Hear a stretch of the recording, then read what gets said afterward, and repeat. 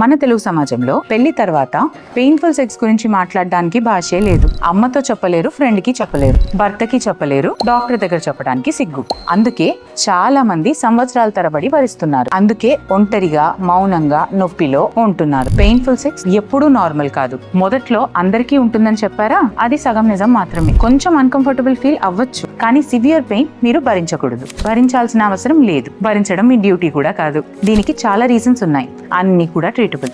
వజైనిస్మస్, involuntary muscle titling చాలా మంది అమ్మాయిలకు ఉంటుంది, పూర్తిగా ట్రీట్ చేయవచ్చు. డ్రైనెస్, హార్మోనల్ ఇంబాలెన్స్ వల్ల వస్తుంది, సింపుల్ గా అడ్రస్ చేయవచ్చు. ఇన్ఫెక్షన్స్ అండ్ ఎండోమెట్రియోసిస్, పెయిన్ కి హిడెన్ రీజన్స్ అన్నమాట. డయాగ్నోసిస్ తో సొల్యూషన్ ఉంది. ఇవన్నీ కావాలని అనుభవించడం లేదు, మీ బాడీకి హెల్ప్ కావాలి, అది అడగటం మీ హక్కు. మీరు పెళ్లి చేసుకున్నారు అంటే పెయిన్ భరించాలని కాదు. మీ శరీరం మీది, మీ కంఫర్ట్ మీది, మీ హ్యాపీనెస్ కూడా మీదే. ఒక్కసారి చెప్పండి. డాక్టర్ దగ్గర చెప్పలేకపోయినా ఇక్కడ చెప్పండి. మేము వింటాం, మేము జడ్జ్ కూడా చేయం, మేము హెల్ప్ చేస్తాం. కమెంట్ లో రాయండి లేదా డైరెక్ట్ గా DM చేయండి, మేము మీకు రీచ్ అవుతాం.